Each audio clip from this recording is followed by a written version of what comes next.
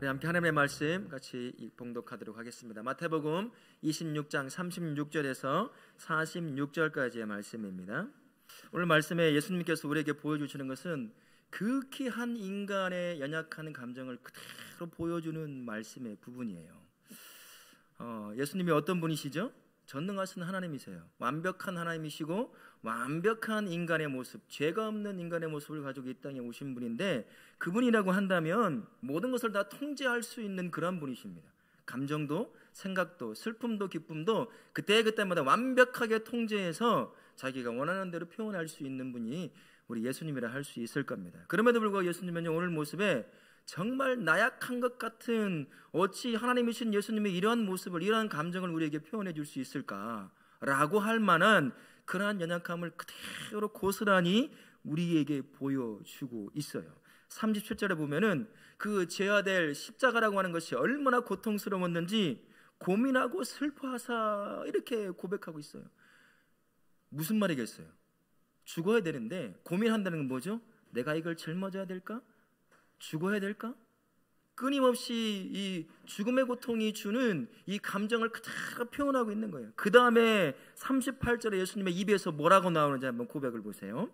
38절에 내 마음이 매우 고민하여 죽게 되었으니, 십자가를 져야 된다는 그 사실에 예수님 안에 이 감정이 일어나는 것이, 우리가 쉽게 말할 때 우리도 얘기하잖아요. 정말 죽겠어, 이거 죽을 맛이야, 막 이 고백을 예수님이 하고 있는 거예요. 전능하신 하나님이요, 죄가 없으신 그분이 십자가를 앞에 두고 얼마든지 십자가를 질 수 있는 능력이 충만한데도 불구하고 그 십자가를 지고 죽어야 한다는 그 사실 앞에 자신의 인간의 내면에서 일어나는 이 감정을 조금도 가감하지 않고 그대로 우리로 하여금 듣고 보게 하고 있다는 것입니다. 39절에 그러면서 이렇게 말을 합니다. 마지막에 이렇게 얘기를 하는 거예요. 아버지여, 만일 할 만하시거든 이 잔을 내게서 지나가게 하옵소서. 너무나 고통스러운 거죠. 져보지도 않았지만 이미 그 십자가라고 하는 것이 어떠한 형벌인지를 다 알고 있고, 그리고 어쩌면 누군가가 죽는 것을 보셨을 수도 있을 것입니다. 그것을 보고 예수님이 이 마음에 극한 죽음의 고통이 오기 시작하는 거예요. 그 감정을 우리를 하여금 그대로 보게 하는 거예요. 여기서 지나가게 하십시오라고 하잖아요. 그냥 거쳐가게만 해주세요. 나 그게 뭔지 알거든요. 근데 지지만 않게 해주세요. 그냥 여기까지만 하면 안 될까요? 우리말로 하면 그런 말과 같은 거예요. 하나님, 아버지, 여기까지만 하면 안 될까요? 이 솔직한 감정에서 올라오는 고백이라는 거예요. 예수님의 이 고백입니다. 신앙생활을 하면서 듣게 된 것 중에 하나가 뭐가 있냐면, 지나치게 감정적이 되지 말라라는 말들이었어요. 막 우리 젊은이들은 막 찬양하다 보면 막 뜨거우고 막 그냥 뛰고 막 난리잖아요. 그 찬양하는데 가보면 막 열기가 후끈해요. 그냥 뛰어가지고. 그러면 뒤에서 잠잠해. 야, 감정은 금방 꺼져. 감정이 중요한 게 아니야. 감정은 일순간이야. 예수님을 지적으로 동의해야 되고 그 말에 순종하며 살아야 돼 라고 얘기해요. 둘 다 맞는 거죠. 근데 놀라운 건요, 하나님이 우리에게 자신의 형상을 통해 우리를 만드셨어요. 그죠? 그 안에 뭐가 중요한 하나의 나를 구성하고 있는 것이 뭐가 있냐면 감정이라고 하는 것을 하나 주셨어요. 감정이 얼마나 좋은 건지 모릅니다. 말과 행동으로 이성적인 논리로 표현할 수 없는 수많은 것들이 있거든요. 여러분, 정말 아름다운 것들을 나의 이성적인 머리로 어떻게 설명할 수 있을까요? 이 멋진 아름다운 한비가 저기 있어요. 저 아름다운 여인을 향해서 사랑하는 남자가 예쁘다 아름답다 얘기를 해야 되는데 어떻게 하겠어요? 이야, 코는 삐죽하고 눈은 크고, 그게 아름다움의 표현이겠어요? 절대 그렇지 않아요. 이 안에 감정인 거예요. 그 안에 정말 아름답고 난 당신 사랑해. 그러면 끝나는 거 아니에요? 그죠? 네, 그런다고 끄덕거리고 있어요. 이게 감정인 거예요.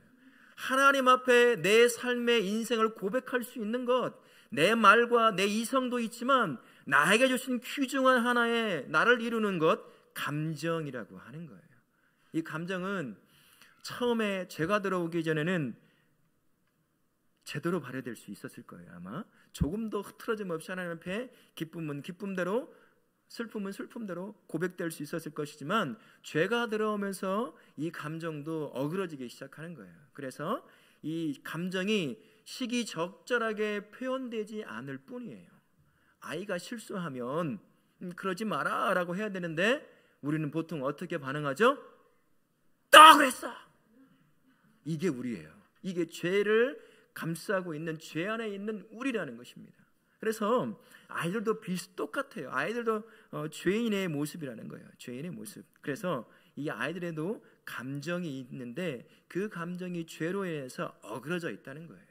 그래서 그것을 제대로 표현할 수 있도록 부모된 우리가, 믿음의 선진된 우리가 그걸 잘 가르쳐 줄 수 있어야 한다는 것입니다.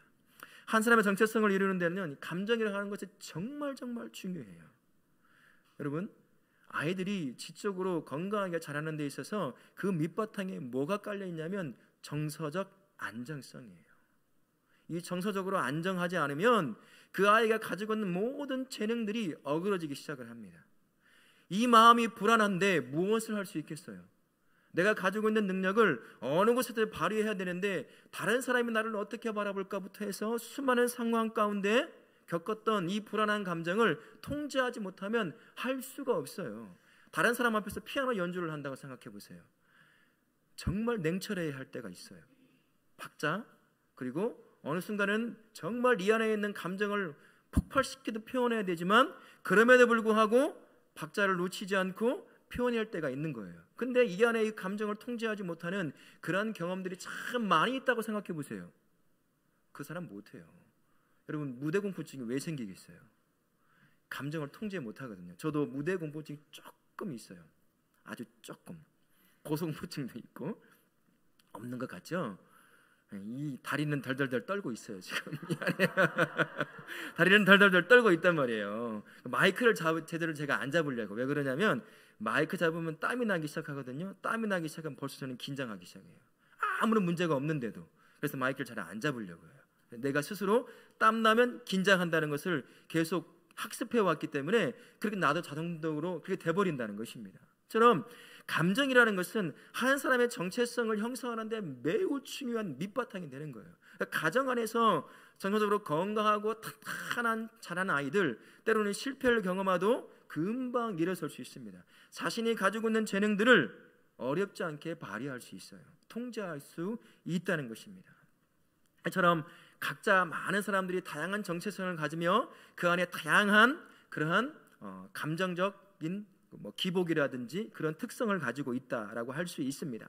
우리는 하나님께서 복제 인간으로 만드시지 않았어요. 쌍둥이, 우리 교회도 쌍둥이 있잖아요. 지금 서울에서 학교 다니는 쌍둥이들이 지난 주에 만났는데 제 아들도 쌍둥이고 우리 집사님도 쌍둥이고 쌍둥이 똑같다 보이잖아요. 물론 저희 쌍둥이는 달라요. 남녀 쌍둥이라 완전히 다르긴 하지만 일란성 쌍둥이도 완전히 다릅니다. 겉모양은 비슷할지라도 감정을 표현하는 데 있어서는 굉장히 큰 독특성을 가지고 있다는 거예요. 그래서 시편 139편 13절 14절 그리고 16절에 이렇게 말씀을 합니다. 우리의 독특성을 두고 이렇게 말씀을 하는데요. 주께서 내 내장을 지으시며 나의 모태에서 나를 만드셨나이다. 내가 주께 감사하옴은 나를 지으심이 심히 기묘하심이라. 아주 독특하게 우리를 만드셨다는 거예요. 감정도 다양해요. 아까 우리 오은영 박사가 얘기했던 것처럼 아빠가 이러니까 너희도 이래 라고 하면 그 아이는 정말 스트레스를 받아요. 제 아이들도 저 때문에 많이 스트레스를 받았을 거예요. 내 성향을 맞춰서 가게 만들려고 하는데 이 구분이 잘 안 될 때가 솔직히 부모로서 있어요. 이제 하나만 키우면 모르지만 셋을 키우면 다양하거든요. 이 아이에게 맞는 것이 이 아이에게는 안 맞을 수 있는데 이 아이에게 맞는 것을 그대로 갖다가 주려고 하니까 때로는 불협화음이 일어날 수도 있다는 것입니다. 그래서 이 감정의 표현도 다양할 수 있다는 것이에요. 이 부모의 역할이라는 것은 이 감정을 안정적으로 잘 통제하고 표현할 수 있도록 해서 정서적으로 안정된 상황 가운데 정체성을 잘 길러갈 수 있도록 도와주는 것, 그 역할을 육신된 부모와 그리고 영적인 부모인 교회 공동체 안에서 그 일을 해줄 수 있어야 한다는 겁니다. 그러면 정체성은 무엇일까? 신앙적 관점, 심리학적 관점이나 이런 부분과 신앙적 관점과 이제 여러 가지 섞여서 말씀을 드린다고 한다면 이렇게 정의해 볼 수 있습니다. 이 땅에 사는 독특한 사람으로서 내가 누구이며 내 인생의 목적이 무엇인지 말해주는 것입니다. 자기의 정체성을 어렸을 때 발견하지 못한 사람, 나이 들어서 발견 못해요. 그래서 자기가 뭘 해야 될지, 뭘 해야 즐겁고 행복한지를 끝까지 발견 못하고 이 땅의 삶을 끝나는 사람 참 많이 있거든요. 그 중에 우리 성도님들 중에 한 분 계신가요? 있어요. 내가 정체성을 잘 몰라. 우리 이런 것들을 잘 배워보지 못했기 때문이에요. 보통 이런 질문들을 통해서 아이들의 정체성을 형성해 갑니다. 첫 번째 질문은 나는 사랑과 관심을 받고 가치 있는 존재로 여겨지는가? 라고 하는 것을 논리적으로 질문을 하지 않지만 이 감정적으로 그걸 느끼기 시작하는 거예요. 부모들이 나를 향해서 뭐라고 말하고 어떻게 대하는지를 직감적으로 아는 거예요. 나를 정말 사랑하는구나. 정말 사랑해서 나에게 내 인생에 관심이 있는 분이시구나 라는 것을 안다는 거예요. 그런 때로는 입으로 때로는 몸으로 하는 질문들을 통해서 이 정체성이 형성해 간다는 것입니다. 그것이 바로 정서적 정체성이라는 거예요. 또 한 가지 질문은 나는 남자인가 여자인가? 이 다름이 어떤 의미인가라는 것. 이게 바로 성적 정체성이라고 할 수 있습니다. 또 한 가지 질문은 하나님은 누구신가? 하나님은 나를 사랑하시는가? 나는 영적으로 어떤 존재인가? 나를 위한 하나님의 계획이 있는가? 이 질문을 정말 신앙 있는 가정 안에서 잘한다고 한다면 한 번쯤 물어볼 수 있어요. 정말 하나님이 살아계실까? 하나님 나를 사랑한다고 하는데 나는 왜 이 모양이지? 이런 질문들을 해간다는 거예요. 그러면서 영적인 정체성을 하나씩 찾아가게 된다는 거예요. 그러면 그 어린아이에게 바른 정체성을 위해서 우리가 부모가 어떻게 해야 되겠습니까? 앞서서 바르게 정체성을 찾아갈 수 있도록 도와주어야 한다는 거예요. 그 기초가 되는 게 무엇이냐? 정서적 정체성이라는 것입니다. 성인이 되어서도 이 정서적으로 안정적이지 못하기 때문에 정말 어려운 사람이 참 많이 있어요. 자기의 감정을 표현하는데 남들의 감정은 생각지도 않고 표현할 때가 참 많이 있다는 거예요. 말로 행동으로요. 근데 자기는 잘 몰라요. 그렇게 표현해 왔기 때문에 그렇게 하는 거예요. 다른 사람은 상처를 받고 다른 사람은 그래서 떠나감에도 불구하고 잘 알아채지 못한다는 거예요. 그러면 무슨 말이냐? 우리 성인도 마찬가지로 이 정서적 안정감을 찾기 위해서 애를 써야 된다는 거예요. 나는 나이 먹었으니 여기 40 넘어서 뭘 하겠다고. 하나님의 나이가 몇 살일까요? 우리 하나님 나이가 몇 살이죠? 어디 감히 하나님 앞에 나이를 논해요. 우리가 아무도 논할 수 없어요. 우리는 모든 성도는 예수 그리스도의 장성한 분량까지 자라게 되어 있습니다. 그게 성도가 살아야 될 삶의 모습이에요.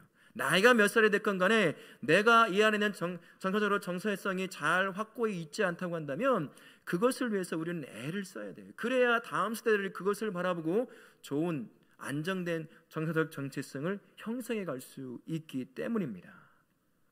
이 건강한 정서적 정체성은 어디서 시작되냐면 부모와 친밀한 관계에서 시작이 돼요. 부모와 친밀한 관계. 부모와 얘기도 하고 함께 놀러도 가고 함께 놀이도 하고 이런 거예요. 오늘은 우리 남자 집사님들이 많이 오셨어요. 놀아주시나요? 웃었어요. 그게 답이에요. 지금 웃으심이 그게 답으로 드러나는 겁니다. 남자애들은 같이 몸부대끼면서 노는 것이 굉장히 안정적인 것 같아요. 여자애들은 옆에서 수다 떠는 것을 자꾸 들어줘야 돼요. 아빠 이래 한마디를 끝날 걸 10마디를 계속 귀에 대고 아빠 뭐 할 말이 있는데 귀에 대고 뭔 말하는 것도 아니에요. 막 그렇게 얘기를 해요. 근데 그런 말을 들어주는 모든 것들이 바로 친밀한 관계를 형성하는 거예요. 그러면 아이들은 정서적으로 굉장히 안정된다는 거예요. 집에 가면 내 말을 들어주고 나와 함께 놀아줄 사람이 있다는 사실에 마음이 굉장히 안정된다는 것입니다.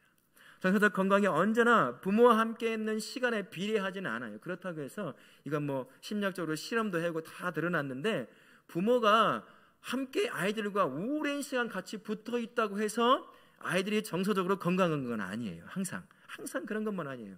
오래 붙어 있으면 부모가 그만큼의 책임을 가지고 아이들에게 잘 해줘야 되는데 오래 붙어 있으면 우리 부모들이 어떻게 변화가 되죠? 방학만 피하고 싶잖아요. 학교만 계속 보내고 싶잖아요. 그 이유가 있잖아요. 붙어 있는 시간이 많으면 많을수록 무슨 일이 발생하죠? 다툼이 일어나요. 다툼이 일어나기 시작해요.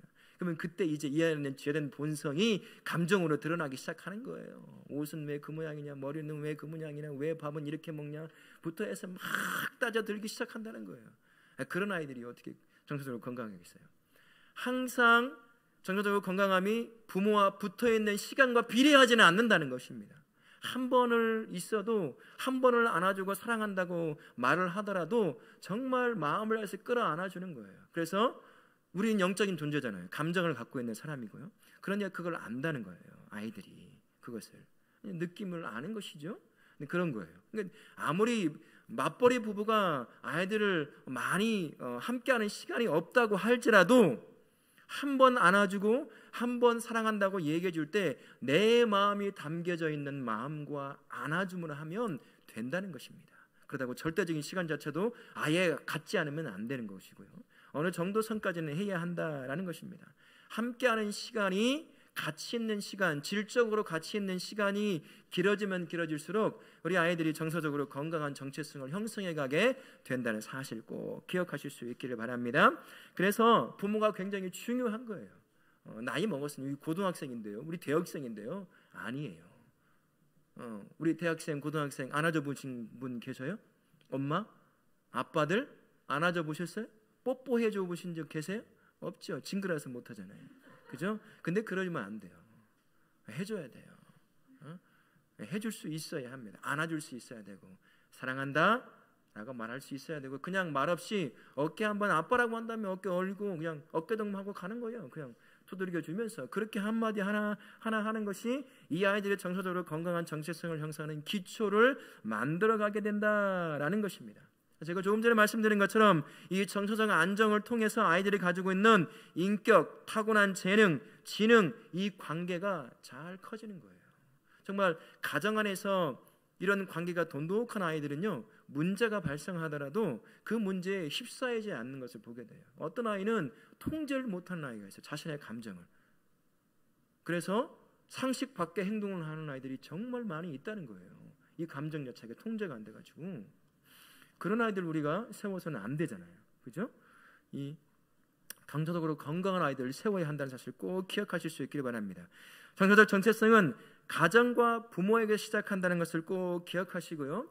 가정 안에서 부모를 통해서 잘 정서적으로 건강하게 만져지고 세워지지 않으면 이 아이들이 아까 조금 전에도 영상에서 한번 나왔는데 방어 기제라고 하는 것을 개발하기 시작을 해요. 이거는 때로는 건강할 수 있어요. 그러니까 무서운 걸 보면 놀라야 되고 뜨거운 걸 보면 깜짝 놀라서 도망가야 하는 거거든요. 자연스러운 반응인데 이게 병적인 반응을 일으킬 때가 있다는 거예요. 근데 이것을 너무 자주 사용하면 이제 그게 바로 병적인 자기 방어가 되는 거예요. 그러면 이 아이들 성인이 돼서 이 사회생활 하는데 굉장히 큰 걸림돌이 되기 시작을 하는 거예요. 어려서부터 이 정서적으로 이런 것들을 자기 방어 기제를 발휘하되 건강하게 발휘할 수 있도록 항상 알려줄 수 있어야 되는데 그게 감정의 표현을 통해서 먼저 이루어진다라는 것을 꼭 기억하실 수 있길 바라요. 그래서 어릴 때부터 아이가 엄마의 품을 그리워하는 그때 안아줄 수 있는 그것이 돼야 돼요. 근데 안아줘야 될 때 안 안아주고 먹여줘야 할 때 먹여주지 않고 사랑한다고 말해줘야 할 때 말해주지 않으면 이 아이들의 인생에 이 감정에 구멍이 하나씩 생기는 거예요. 그러면 구멍을 메꿔야 될 거 아니에요. 자기 스스로요. 그래서 엉뚱한 방어 기제를 개발하면서 이 구멍들을 메꿔간다는 거예요. 그러다 보면 정서적으로 건강한 아이가 세워지지 않는 것이죠. 그래서 사회생활 하는데 굉장히 어려워하는 그런 친구들도 봤어요. 제 후배 중에 하나 이런 친구가 있었습니다. 볼링을 치는데요. 이 볼링을 치는데 이 아이가 굉장히 잘생겼어요. 키도 180쯤 돼요. 그리고 덩치도 좀 있고 엄친아처럼 생겼어요. 이 아이가. 그래서 말도 이렇게 많지가 않아요. 순정적인 것 같아 보여요. 볼링을 쳤어요. 한 게임을 했습니다. 볼링 이 아이가 졌어요. 같이 쳤던 모든 사람이 한순간에 놀랐어요. 얼굴 표정부터 해서 이제 승부에게 올라오는데 적당히 올라와야 되지 않겠어요? 한 게임 했잖아요. 한 게임 하다가 질 수 있어요, 없어요? 아니 못 치는 애예요. 지는 건 당연하잖아요. 그 다음부터 이게 분노 섞인 말들이 표현되기 시작하는데 저도 통제를 못하는 거예요. 그 다음부터 교회를 못 나왔어요, 이 아이가. 자신의 약한 모습이 그대로 노출이 된 거예요, 청년부 안에서. 그 아이가 얼굴을 들 수가 없는 거예요. 통제를 못해가지고 이 감정 표현을 이런 것을 보게 되었어요. 그러니까 어렸을 때 이것을 감정을 잘 컨트롤하고 조정하고 지혜롭게 표현하는 법을 배우지 못하면 안 되는데 그 이유가 뭐냐? 어렸을 때 정서적으로 건강한 환경 가운데 잘 자라지 못하는 것이 있다는 거예요. 이것들은요, 시간이 흐르면서 어려운 문제도 되기도 하지만 좋은 사람들을 만나고 함께 교제하며 많은 부분이 회복이 되기도 해요. 그러니까 교회 공동체가 그런 공동체가 되어야 하거든요. 그런 아이들이 이 안에 들어와서, 그런 성인들이 이 안에 들어와서 진짜 사랑을 경험함으로 말미암아 이 감정이 많이 순화되는 그런 일이 있어야 한다는 것입니다. 그래서요, 부모들이 이 아이들에게 건강한 정서생을 형성하게 해주려고 한다면 자주 질문을 해야 한다고 해요. 스스로에게 어떤 질문을 해야 하냐면, 우리 아이들이 내 사랑을 실제로 느끼고 있을까? 내가 사랑한다고 말할 때, 내가 사랑한다고 하면서 안아줄 때 정말 이 아이들이 내가 사랑하는 것을 느끼고 알고 있을까? 한 번씩 물어보라는 거예요. 스스로에게. 나 했으니까 됐겠지라고 말하는 것이 아니라, 아니면 내 사랑을 머리로만 이 아이가 알고 있는 건 아닐까? 이런 것들이죠. 한 번씩 물어보라는 것입니다. 어린 아이들이 실제로 사랑받는다는 느낌이 필요하다고 그래요. 내가 느낌 있잖아요. 우리 이런 말 하잖아요. 이건 느낌이 있어. 느낌이 안 좋은데? 우리 젊은 청년들 이거 이성적으로 무언가를 선택하는 것보다 딱 보고 느꼈을 때 느낌이 좋은데? 이게 필이 왔어. 이거 해야 돼. 이거 잡아야 돼. 이런 게 있거든요. 우리가 사람이 이성적으로 움직이는 것 같지만 이 감정이 많이 앞서 있다는 것을 알 수 있거든요. 그러니까 아이들이 이 사랑을 받는다는 것을 알 수 있게, 느낌적으로 알 수 있게 해줄 수 있어야 한다는 거예요. 끌어안아야 되기도 하고, 뽀뽀도 해줘야 되기도 하고, 귀에 대고, 남자지만 남사스럽다고 얘기할 수 있지만 귀에 대고 너 사랑해 라고 얘기하는 아빠의 모습도 필요하다는 거예요. 이런 것들이 아이들로 하여금 정서적으로 건강하게 키워낼 수 있게 한다는 것입니다.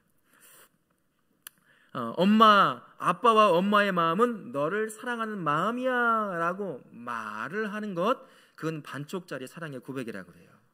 그게 아니라 어떻게 해야 되죠? 사랑한다고 말을 할 수 있으면 너 사랑해 라고 말하는 것이 아니라 뭘 어떻게 해야 돼요? 안아주는 거예요.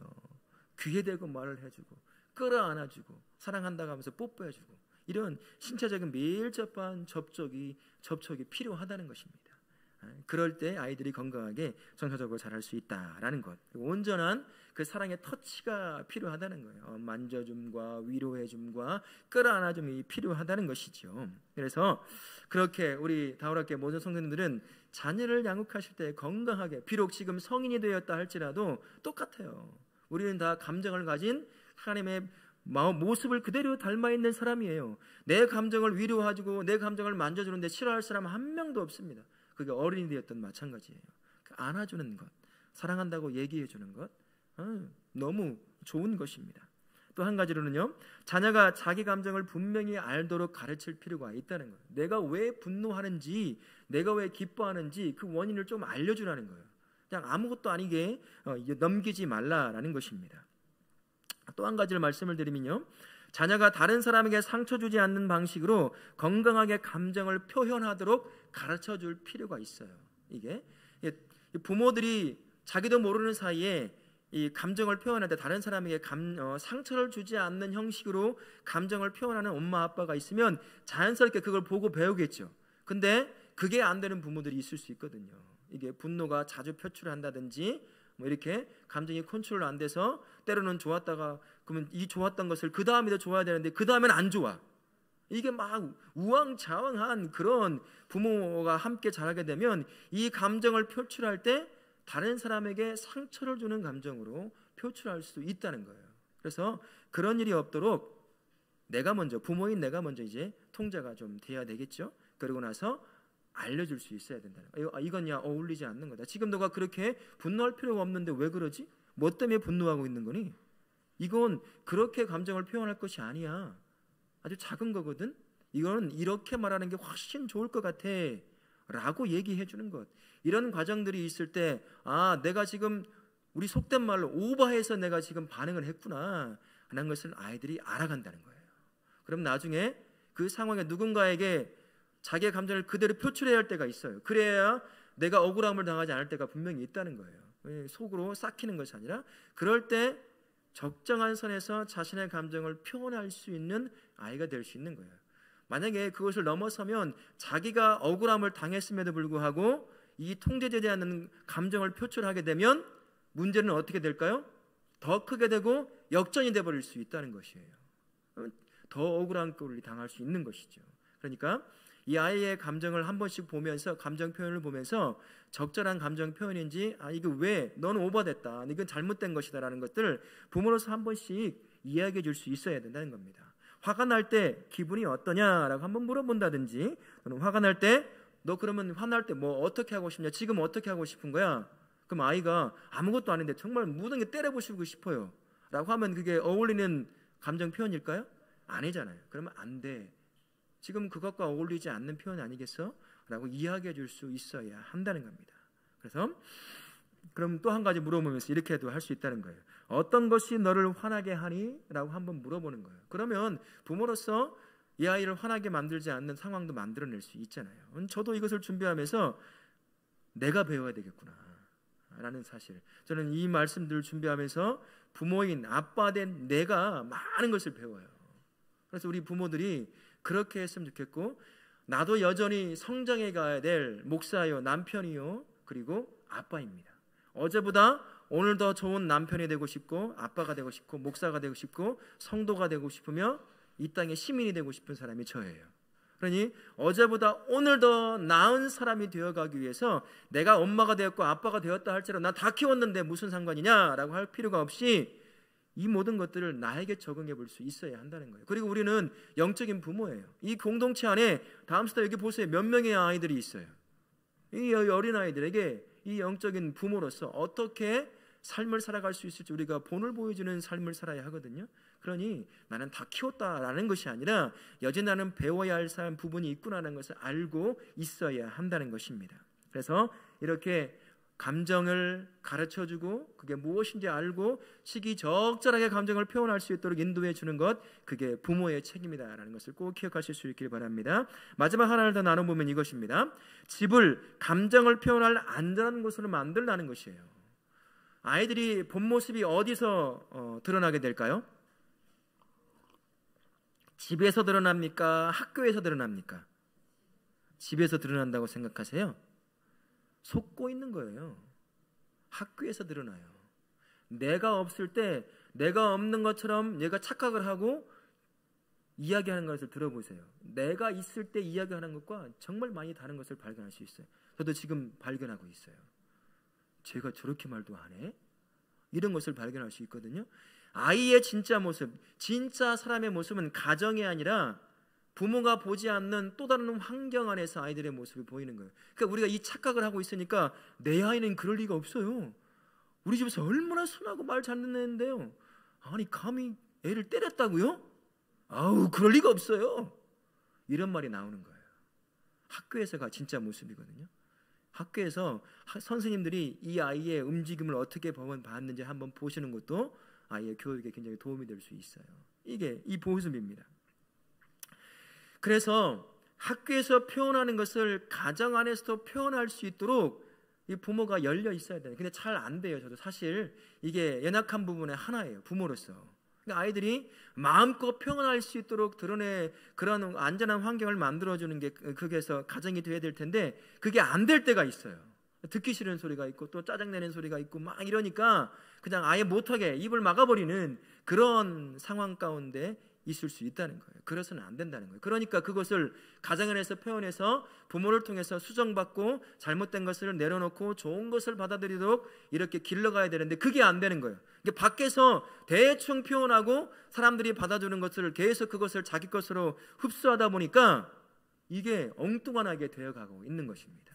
그러니 가정이 이 아이가 표현하고 싶은 감정적인 표현들이 있잖아요. 그것을 잘 표현할 수 있도록 항상 열려있는 마음으로 가져가야 한다는 것입니다. 그래서 가정을 안전한 곳이 되게 해라라는 거예요.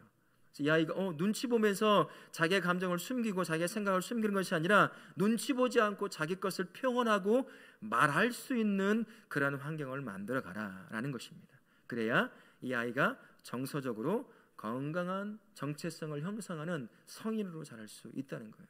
우리 대학생을 둔 부모들도 여기 계시는데 연약한 아이들의 모습들을 볼 수 있거든요. 이게 근데 그런 부분들이 다 커가면서 부족한 이 부모가 완벽하지 않기 때문에 최선을 다해서 다 해주지만 잘 안 될 때가 있잖아요. 그것이 이제 구멍에 대해서 그렇게 보여지는 거든요. 근데 그게 끝이 아니에요. 우리는 하나님 안에서 우리는 성장할 수 있습니다. 믿습니까? 우리는 어제보다 오늘 더 변화될 수 있습니다. 나이가 50, 60, 70이 먹었어도 우리는 예수 안에 있는 자는 언제든 성장해 갈 수 있다는 사실을 기억하고 부모인 내가 먼저 정서적으로 안정된 그러한 부모가 되어가기를 애를 쓸 뿐만 아니라 그 과정을 통해서 우리 자녀들을 건강한 정체성을 갖고 있는, 정서적 정체성을 갖고 있는 아이로 키워야 될 줄 믿습니다. 아멘. 하나님은요 우리를 독특한 존재로 창조하셨습니다. 쌍둥이조차도 전혀 다르다는 사실을 우리는 아실 수 있기를 바랍니다. 그 독특함은 우리 각자가 가진 감정에도 그대로 적용이 돼요. 똑같은 감정이라 할지라도 누가 이 아이가 저 아이가 가지고 있는 이 감정은 조금씩 달라요. 이 감정이 말로 표현될 때 때로는 분노함으로 표현되기도 하고 때로는 감미로움으로 표현되기도 한다는 것입니다. 다양한 모습으로 감정이 표현돼요. 특히나 감정은요 정체성을 이루는데 아주 중요한 기초가 되는 요소라는 것이에요. 정서적으로 안정감이 있는 그 아이가 꿈과 비전을 가지고 자기가 하고 싶은 일을 향해서 담대하게 나아갈 수 있어요. 자기가 내딛는 그 발걸음이 이거 넘어지면 어떻게 하지? 무너지면 어떻게 하지? 내가 실수했을 때 나 이런 대접을 받았는데 그럴 때 이런 감정을 느꼈는데 이런 아이들은 이 새로운 걸음을 한 걸음 한 걸음을 뛸 때마다 굉장히 큰 애씀과 노력이 필요해요. 정서적으로 엄청난 에너지가 소비돼요. 아이들은 막 몇 걸음 뛰어가고 있는데 나는 한 걸음 한 걸음 정말 조심조심해서 가야 되는 그런 삶을 살게 될 수도 있다는 거예요. 걸어가지만 그 걸어가는 한 걸음이 굉장히 고통스러울 수 있어요. 이 안에 불안함과 이 안에 있는 그런 불안함이 계속해서 내 인생에 대해서 확신을 갖고 살지 못하게 만들어줄 수 있다는 거예요. 그러니 우리가 어떻게 해야 되겠어요?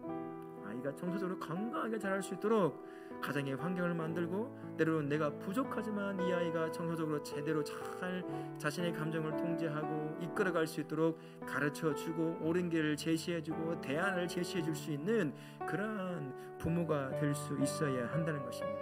감정은요 중립적인 것입니다. 누가 어떻게 표현하냐에 따라서 사람을 살려내기도 하고 사람을 죽일 수도 있어요. 그죠? 정말 감정을 잘 통제하는 사람은 똑같은 감정을 표현해도 다른 사람으로 하여금 알아듣게 방향을 바꿀 수 있도록 감정을 표현합니다. 근데 어떤 사람은 더 큰 문제를 일으켜버리는 사람이 있어요. 잘못되게 감정을 표현해서. 우리 아이들은 그러지 말아야 되잖아요. 우리 아이들은 어느 곳에 세워지든 간에 정말 선하게 자신이 하나님이 주신 그 감정을 잘 표현해서 다른 사람을 살려내고 다른 사람에게 희망을 주고 다른 사람을 일으켜 세우는 그런 복된 아이들로 세워져야 하지 않겠습니까?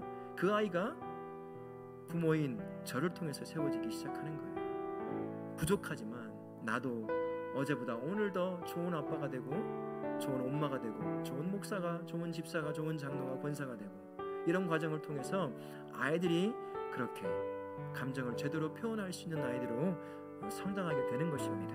그래서 정서적으로 건강한 정체성을 갖는 그런 아이들로 세워져 가게 되는 것이죠. 우리 다롭게 모든 성도님들은 아이들이 마음껏 자신의 마음과 생각을 표현할 수 있는 건강하고 안전한 그런 가정을 만들어 가실 수 있기를 바랍니다. 쓸데없는 소리 하지 마. 어린아이가 물은 그런 말을 해. 그런 것이 아니라 너도 그런 생각 갖고 있었구나. 그런 감정이 있었구나. 근데 그것은 하면서 하나씩 얘기해 주면 되지 않겠습니까? 그래서 이 아이가 어느 곳에 세워놔도 이 아이는 다른 사람을 살려낼 수 있는 정말 멋지게 쓰임받는 아이들, 다른 사람에게 손가락질 당하고 함께하고 싶지 않은 사람, 우리 그런 아이 세우고 싶지 않잖아요. 그죠?